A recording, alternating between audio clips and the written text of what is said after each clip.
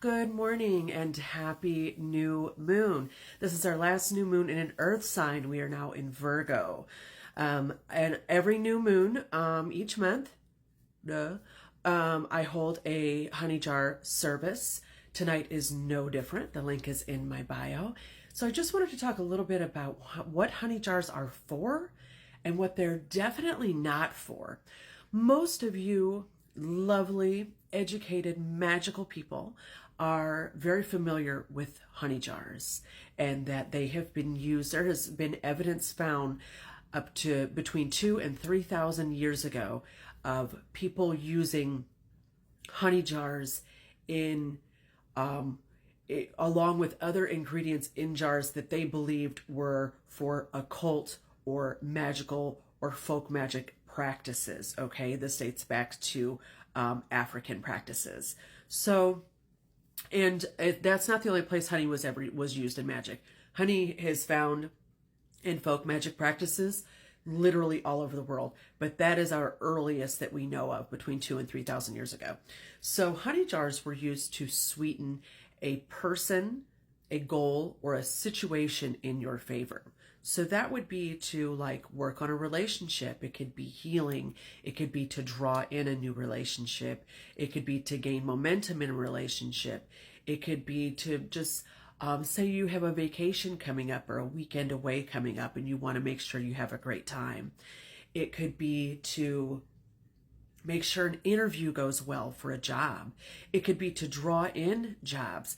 It could be to get your applications or your online resumes looked at before everyone else's. This is a really key way to use it.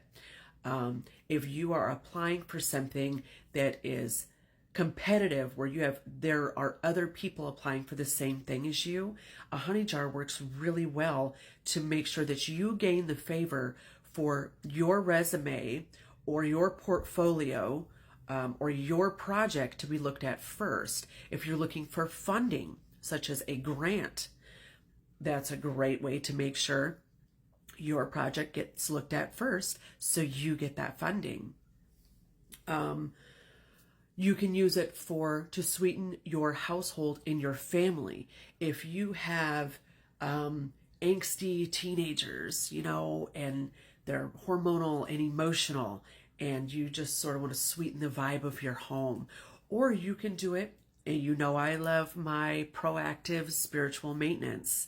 You do these every month for just the sweetening and healing of your family to keep everybody healthy and getting along and keep your home prosperous and abundant. This is great for prosperity maintenance, spiritual maintenance. Sweeten the prosperity that you already have coming into your home. Sweeten the flows of abundance and opening your prosperity avenues to more opportunity. Let's use this as a way to have gratitude and pay attention and be proactive in our own lives with our magical avenues, right? With our spiritual avenues. So yes, my refrigerator is full of food right now, and I'm so grateful. I'm going to do this honey jar to ensure that continues through this winter. My bills are paid right now. Let me do a honey jar to continue that keeps happening, okay? Haven't had any emergencies in a while. Let's keep that sweetened too, okay? Because nobody needs any serious emergencies happening. Things like that, okay? These are all perfect areas. Marriage, friendships, workplaces, work environments. Keep your work environment sweet and flowing and your coworkers getting along and you have favor from your superiors, okay? These are all totally acceptable and beyond acceptable. This is how you should be using a honey jar, okay? How we don't use a honey jar. I very often get people asking me, I'm trying to separate a couple. Can I put that petition in a honey jar? Well, no, because the honey jar is to sweeten and bind and draw and stick, right? Think about honey. Think about the natural behavior of honey. Think about what that substance does when you put it in your coffee, when you put it in your tea, when you put it in your food, okay? Think about that thickening that it does when you add it to a recipe. So unless you want to do the opposite and keep those people together, you would not ever put that in a honey jar. So we don't put negative or baneful or hex type work in a honey jar. It simply doesn't make sense from a magical perspective. That is counterintuitive, okay? Now, a lot of people struggle with listening to their intuition for a magical practice. But folk magic makes that very easy for you because the physical ingredients and objects we're working with are intuitively, they physically act and look like the things that they do and represent in magic, okay?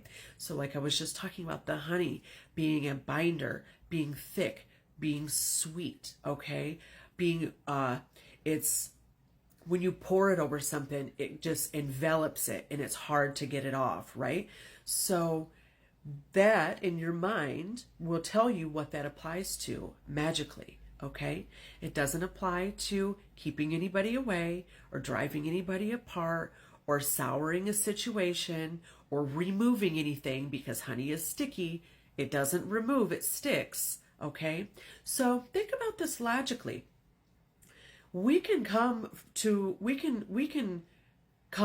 magic from a logical standpoint. I know everybody really wants to separate like logic and spirituality, but folk magic, it really does work together. It really does work together. This is sympathetic magic. This is using an item that has the physical qualities and representation in this realm right here in this real world that we can feel. And we are using those physical qualities to apply them to an idea and to use that imagery to create the exact reality that we want. Okay, that's what working magic and sort of working in this inside realm, in this gray area, is all about. Taking the physical things in this real world and looking at their physical attributes and their capacities, their characteristics, and using them to manipulate and create and guide our energy in our work. And those visualizations of, the honey sort of pouring down and sweetening and smoothing and healing everything, because honey is a healer. It is antibacterial, antifungal, antimicrobial. It does not change over thousands of years. It's a permanence to it, right? And it is a healer and a smoother and a binder, okay? So any situation that you could apply those attributes to, that is what you would use a honey jar service for. So join me tonight on this new moon in Virgo. The link is in my bio to register for your service. You can choose the service only option, or you can choose the service with a free mini honey jar set where I send you a honey jar that we put together for you with all the right ingredients and your own candle, so you can do your own little mini honey jar at home. We will ship that out to you, okay? Thanks so much, you guys. Be blessed. I really want to see your petitions tonight. If you have trouble writing petitions, email me, baby, conjuredcardea@gmail.com. Don't forget to stop by the site, shop.conjuredcardea.com, and make sure that you get in on tonight's honey jar and our last earth sign so we can really ground these goals to you. Okay? Be blessed.